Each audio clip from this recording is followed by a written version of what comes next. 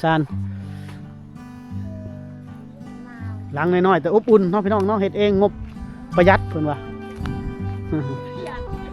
ในงบจำกัด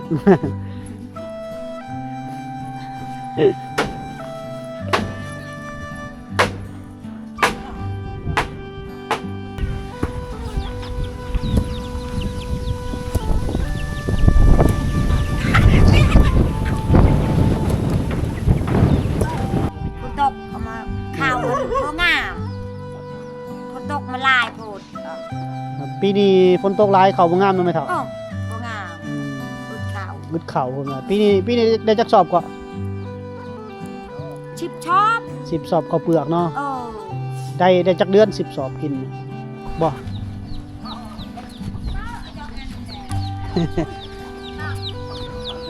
เอานำน้องสาวเพิ่นไปตักน้ำก่อนพี่น้องสบายดีท่านผู้ชมยินดีต้อนรับเข้าสู่ช่องบ่าวจอยพาเที่ยวเนาะพบพ่อกันมื้อนี้ก็บ่าวจอยยังเดินทางเข้าสู่บ้านชนบทเขตเมืองเซโปนแขวงสวรรณเขตเนาะเพราะว่าเขตนี้เป็นถิ่นฐานบ้านเกิดเนาะเมืองเซโปนเฮาก็จะได้นำพาท่านผู้ชมเข้าเที่ยวเข้าชมวิถีชีวิตของชาวบ้านในชนบทเนาะนี่คือบ้านอาฮอพี่น้องเดี๋ยวบ่าวจอยสิพาเลาะหมู่บ้านในยามแลงๆเด้อพี่น้องเด้อเพิ่นเฮ็ดกิจกรรมหยังเฮ็ดหยังเนาะช่วงที่หน้าหนาวเนาะพี่น้องเนาะโอเคเข้าไปติดตามรับชมกันเลยบรรยากาศพี่น้องประมาณ 3 โมงอากาศหนาวลมหนาวพี่น้องเฮาเดินทางเข้ามาเฮากำลังเห็นเพิ่นเฮ็ดเฮือนพี่น้องสร้างบ้านเนาะกำลังสร้างบ้านพี่น้องสร้างบ้านด้วยงบที่มีจำกัดเนาะพี่น้องเนาะจักขนซานเองนะพี่น้อง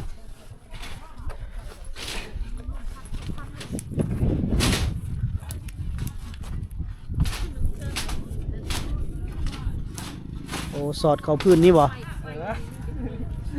เฮ็ดให้มันอันพื้นมันจังแน่นเนาะ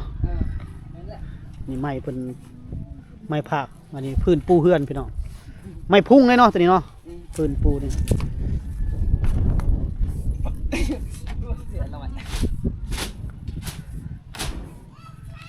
เป็นสารเองเลยพี่น้องใส่ตะปูหน่อยเนาะด้วยงบที่จำกัดแต่ว่าสารเองวันนี้มันจะแข็งแรงกว่าพี่น้องนี่ก็เราสารเราซับเองตัดเอง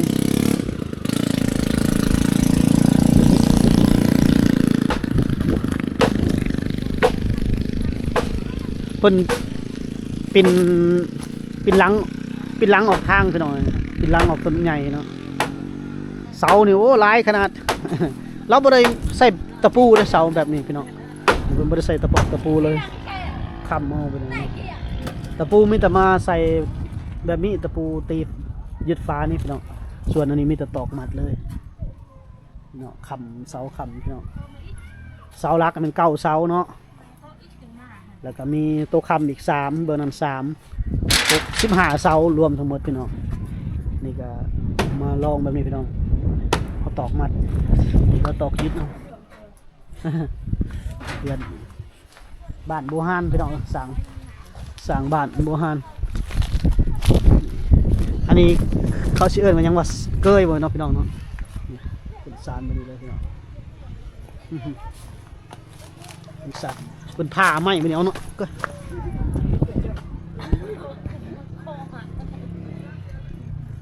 ไม่ขี้เล็กปลา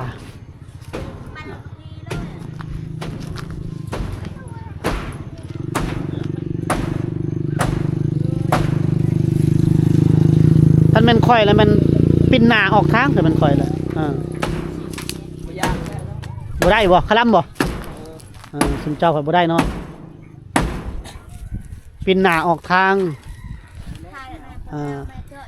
แล้วก็ปินหัวขึ้นทางทิศตะวันออกทางลาวเลยมันปินหัวลงนอนปินหัวลงพุ่นพี่น้องชนเผ่าเด้มีความเสื่อถือบ่คือกันอันนี้พืชมันเราก็สอดใหม่นี่แหละพี่น้อง แคบไม้เนาะนี่แหละเห็ดเฮือนเห็ดซานหลังน้อยๆแต่อบอุ่นเนาะพี่น้องเนาะเห็ดเองงบประหยัดเพิ่นว่าในงบจำกัด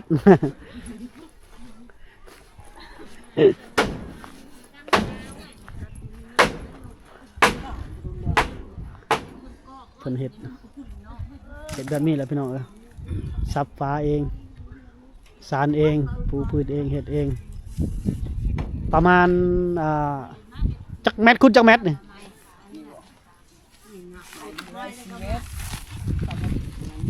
4x4หรือ3x4 3x4เนาะ3x4เมตรพี่น้องนี่แหละไฟยังบ่ได้เนาะดึงไฟเข้ามาบ่หรือบ่ใส่ไฟเลยไฟฟ้าเนี่ยบ่มีเงินเข้าไฟแล้ววะเนาะบ่ได้ใส่ไฟเลยพี่น้องใส่ไฟก็โอ้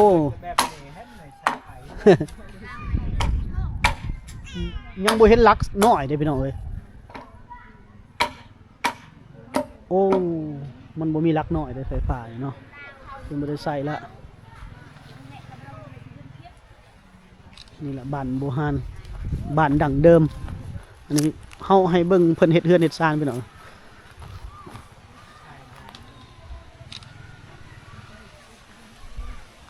เดี๋ยวบ่จ้อยจะไปเลาะฟังนั่นอีกเนาะเพิ่นเฮ็ดกิจกรรมยามแรงๆบ่จ้อยสิข้ามไปหมู่บ้านตัวนี้ครับพี่น้องโอ้มีอยู่งามเนาะ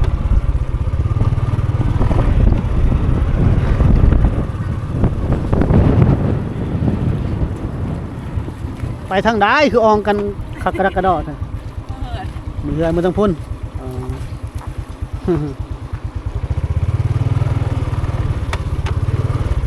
เสร็จที่แต่บักขี้หินเสร็จอองลูกคดพักเลยท่านนะครับ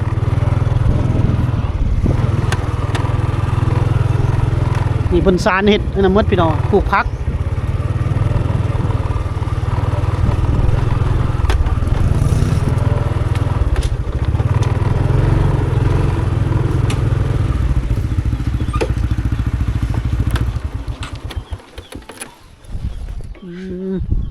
โอ้ตอนนี้ตำเข่าบ่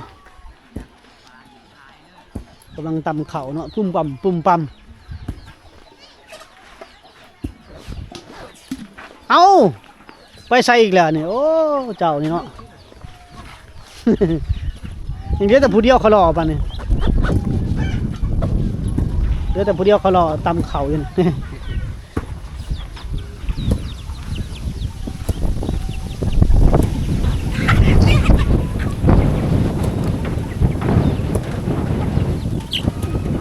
คนเห็ดสวนปลูกผักแล้วพี่น้อง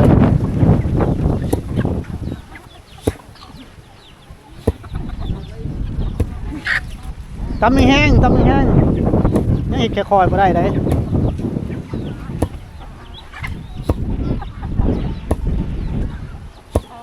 ภาพบรรยากาศยามแรงๆพี่น้องนี่สาวลาวเพิ่นกำลังตำเข่ายามแรง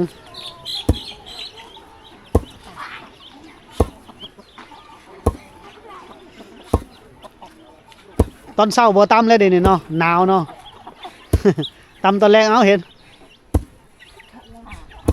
แต่ก่อนเพิ่นลุกแต่ดึกได้พี่น้อง5 โมงเช้า6 โมงเช้านี่มันลุกมาตำข้าวแล้วเดี๋ยวนี้บ่ได้เดี๋ยวนี้มันหนาวก็หันมาตำยามแรงเอาพี่น้อง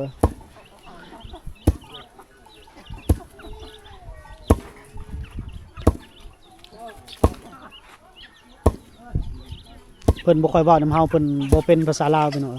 ภาษากลางเพิ่นเว้าบ่ค่อยได้หลายเว้าไปก็ยันเว้าผิดอีกพี่น้อง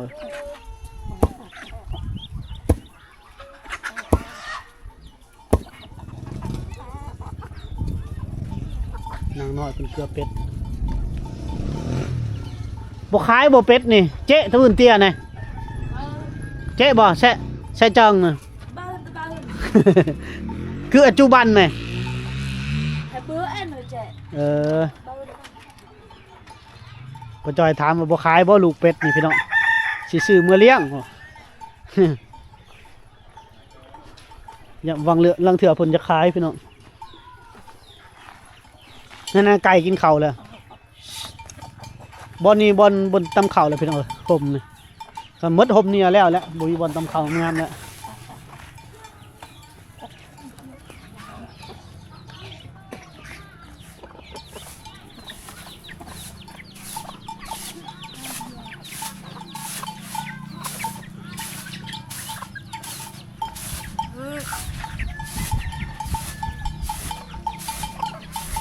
ผัดข้าวยามแรงเลยพี่น้องลมก็แห้ง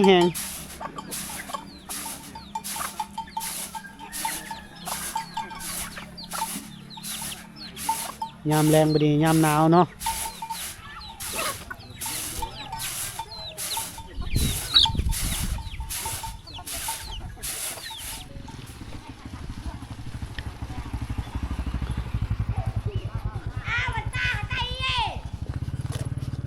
ไม่เท่าห้องเด้โอ้นี่เพิ่นเริ่มเฮ็ดหัวเฮ็ดสวนแล้วจักสานมานี่แล้วพี่น้อง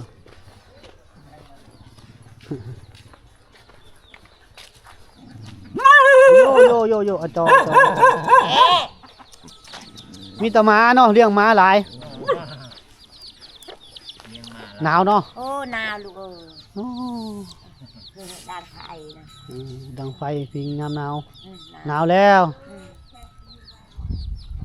แล้วให้แล้วสวนหมดแล้วเนาะให้เนาะชวนมาให้บ่แล้วให้แล้ว แล้วอึดเข้าเนาะไม่เท่าเนาะชิบเป่า10เท่าไหร่ก็10เป่า10เป่าได้น้อยเนาะปีนี้เนาะโอ้ก้มกินน่ะโอ้ตายแล้ว ตายได้บัดนี้ได้ดูเอ้ยฝนตกเอามาข้าวมันบ่งามฝนตกมาลายโพดปีนี้ฝนตกหลายเขาบ่งามเนาะไม่เท่าบ่งามอึดเข้าผมนะปีนี้ได้จักสอบก็10ชอบ10สอบข้าวเปลือกเนาะได้จักเดือน10สอบกิน3 เดือน3 เดือนเนาะหมด3 เดือนหมดเฮ็ดได้บัดนี้เฮ็ดได้จังได้เข้ากินบัดนี้ตายเจอตัวขายมันอีกบ่ขายมันซื้อข้าวเปลือกบ่เขากินได้บ่แม่ก็ได้บ่มันส่วนมันได้บ่เฮ็ดคือกันบ่ลูกไผ่เฮ็ดเนาะไม่เท่าเฮ็ดเฮานี่นปาดแน่โอ้ผ่าตัดผ่าตัดหยังอ่ะน่ะเซตติ้งบ่หรือหยังบ่เดี๋ยวจะซุปเปอร์ให้เบิ่งก็ได้บ่เปิดก็ได้บ่เป็นเฮ็ดก็ได้น่ะลูกอยากกินข้าวมาบ่ได้เฮ็ดโอ้ผ่าตัดเนาะผ่าตัดเซตติ้งบ่หรือมันหยังบ่เอิ้นหยังลูกลูกออกเลือดมดลูกบ่จักอืมผ่าตัดเฮ็ดงานหนักบ่ได้วันนี้เนาะพักเลยมีแต่ลูกไผ่เนาะเฮ็ดเนาะใครน่าจะได้ลูกไผ่เนาะไม่เท่าเนาะเอ้าสู้ๆไม่เท่าทุกยากลูกเพิ่นไม่เท่าเพิ่นอันผ่าตัดใหม่ๆพี่น้องไผผ่าก็บ่มีเงินนะโอ้ยังบ่ได้มีเนาะไผผ่าฝั่งนี้เนาะบ่มีได้ลูกเอ้ยบ้านหอเนี่ยบ่มีเนาะทางนี้เนาะยังบ่มีเนาะคือเห็นเสาไฟอยู่แต่ยังบ่ทันดึงลงมาแบ่งเนาะอ๋อโดยยังบ่มีโดยเดี๋ยวบ่ใจเลาะเลือกพี่น้อง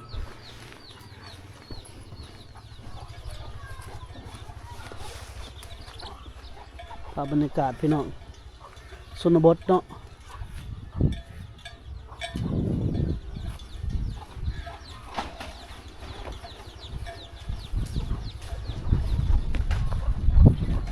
ไปตักน้ำทรายไปตักน้ำใส่ละน้ำก๊อกบ่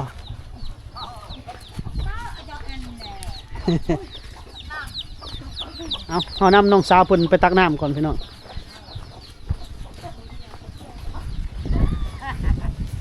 ผู้สาวเลยเนาะแม่เนาะนำผู้สาวเพิ่นไปก่อน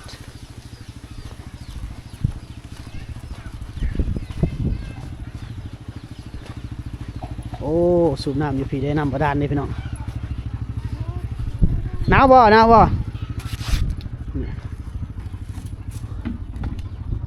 โอ้น้ำบาดาลก็บ่มีหดง่วงจับเนาะ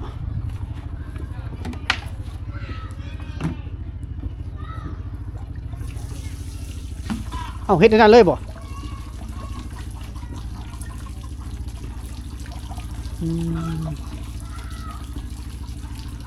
ความสามารถพิเศษตัวนี้เนาะคือบ่ปะอยู่หลุมเอาบ่ได้บ่ปะตั้งอยู่หั่นบ่ได้บ่ เอามันก็หนักเด้อตีหนึงครึ่งได้ซะเนาะเก่งแล้วเจ้านี่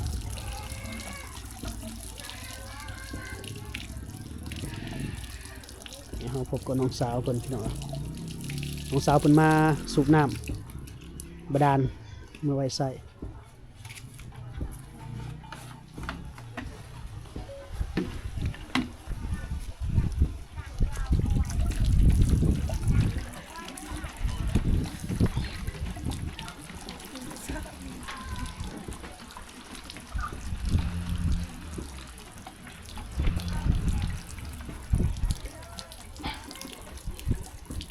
ป้องอยู่หลุมก็บ่เนาะ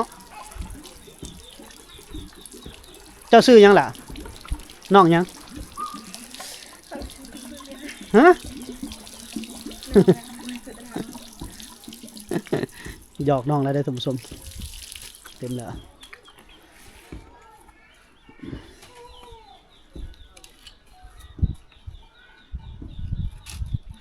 มาสูบน้ำได้น้ำเต็มเลยก็เมื่อแล้วพี่น้องเอาหน่อยเลยเนาะ2 กระตุกหนึ่งโอ้ยางไวได้เพิ่นเลยพอจอยก็ต้องเร่งความไวให้เพิ่นให้ทันเพิ่นปรับบรรยากาศแบบนี้ ก็บ่มีได้ลูกเอ้ยต่อตายได้ได้ น้องสาวเพิ่นนี่บ่โอ้โอ้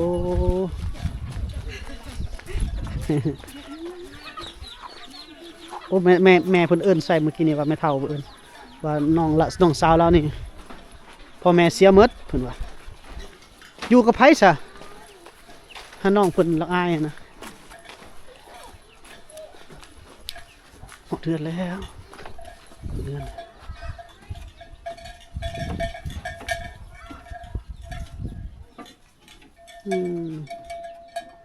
ถึงนี่แหละหาพื้นทางนี้เนาะพี่น้อง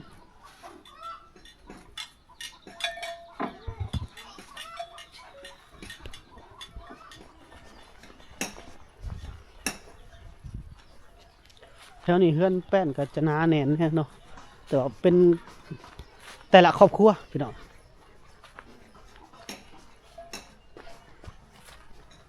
ขอยคำยามแรงเนาะบรรยากาศยามแรงพี่น้อง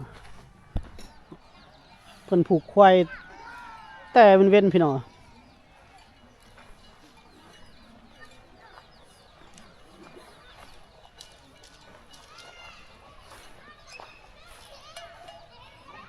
ควายเขาแรงแล้วเนาะแต่เอ้ามอยหน่อยคือแลนไวแท้เอาน้ำให้งัวกินบ่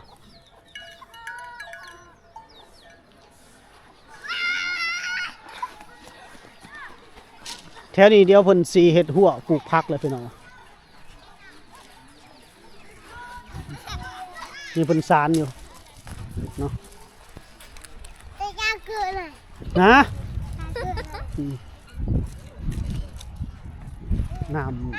น้ำนี่ก็จะไหลตลอดเนาะแต่ว่าจะบ่ไหลหดหนาแรงพี่น้องบ่ไหลคือแต่เก่าเป็นสารคนซานไม้ไผ่มาเห็ดหัวพี่น้องเห็ดเป็นตะนางเนาะเห็ดหัวปลูกพักเนาะสวนปลูกพักอยู่ปลูกกันผักกาดโอ้ผักกาดผักบัวพอได้กินเนาะพอได้กินเอาสิเห็ดอยู่มองนี่บ่สิเห็ดมองนี่บ่อ๋อเบิ่งลูกยับรถให้ก่อนได้บ่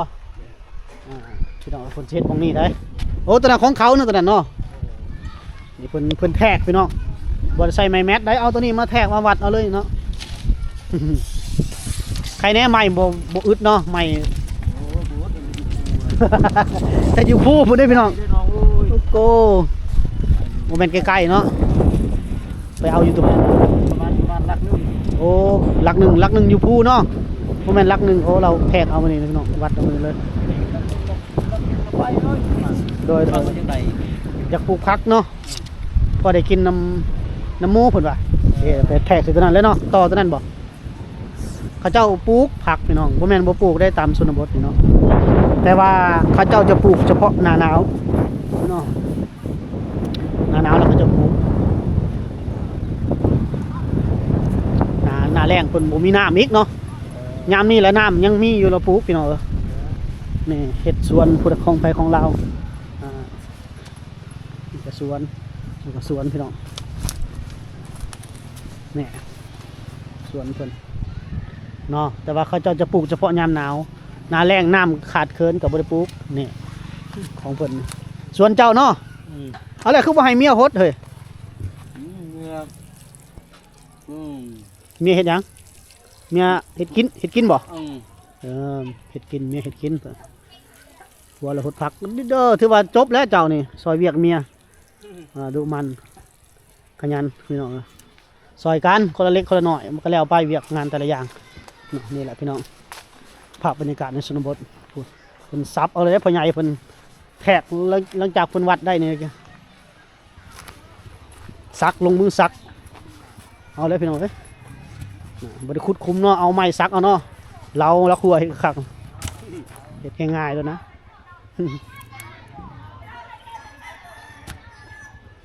ผมกกอันนี้ก็ได้เรื่องเลยพี่น้องหลายปีแล้วต้นนี้ก็ชาวบ้านเพิ่นก็มาจะให้จะชวนขี่รถมาพี่แล้วเอาล่ะพี่น้องนี่คือภาพรวมบรรยากาศในหมู่บ้านชนบทเนาะที่เราเข้ามา